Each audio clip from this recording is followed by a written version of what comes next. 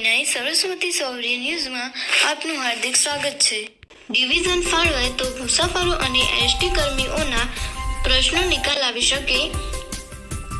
પાટણ જિલ્લાની એસટીની વડુ મથક કચેરી ફાળવવા નાયબ મુખ્યમંત્રીને રજૂઆત। ગુજરાત રાજ્ય સમસ્યા મંચ સૂચિતના સંયોજક શૈલેષ નાઈ પત્રકારની નાયબ મુખ્યમંત્રી હર્ષ સંઘવીને રજૂઆત। પાટણ તારીખ 28 પાટણના આઇકોનિક બસ સ્ટેન્ડનું લોકાર્પણ કરવા માટે પાટણ આવેલા નાયબ મુખ્યમંત્રી હર્ષ સંઘવી સમક્ષ પાટણ જિલ્લાની એસટીની વડુ મથક ડિવિઝન કચેરી ફાળવવા રજૂઆત કરાઈ હતી। રજૂઆતમાં જણાવ્યું હતું કે આજે પાટણ શહેર તથા પાટણ જિલ્લો એ વિધાનું ધામ તથા દાપ્તરી ક્ષેત્રે અગ્રગણ્ય હરણફાળ ભરી રહ્યું છે અને વિકાસની સાથે પાટણ જિલ્લાના વિવિધ તાલુકાઓમાં પણ આજે એસટીની સુવિધાનો વ્યાપ વધવા પામેલ છે અને આજે દરેક જિલ્લા મથકે એસટીના વડુ મથકો છે। આજે પાટણ જિલ્લા મહેસૂલી પોલીસ તંત્ર તથા દાપ્તરી સેવા ક્ષેત્રે ધારપુર મેડિકલ કોલેજ પણ પોતાનું આગવું સ્થાન ધરાવે છે।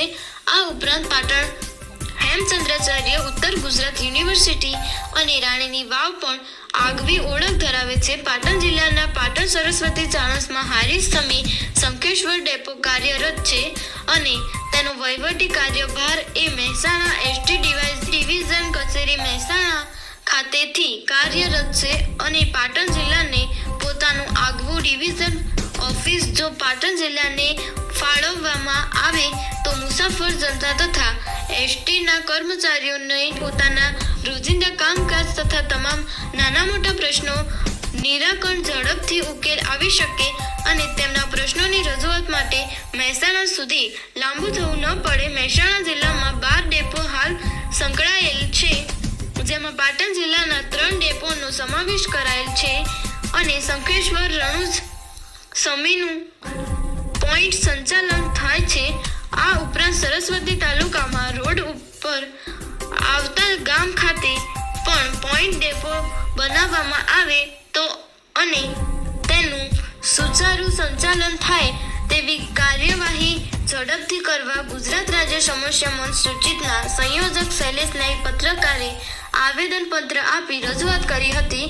આ ઉપરાંત આજે પાટણ ખાતે જૂના બસ સ્ટેન્ડમાં એક નવું આઇકોનિક બસ સ્ટેન્ડ કાર્યરત થઈ રહેલ છે અને ત્યાં બસ સ્ટેન્ડ શરૂઆત થયા બાદ જે હાલ હંગામી બસ સ્ટેન્ડ છે ત્યાં બસ પોઈન્ટ સ્ટેશન વર્કશોપ કરવા ટ્રસ્ટ એસટી ડિવિઝન માટે ઓફિસ કાર્યરત થાય તેવું આ જિલ્લાની પ્રજા અને ડ્રાઈવર કંડક્ટરની લોક માંગણી છે।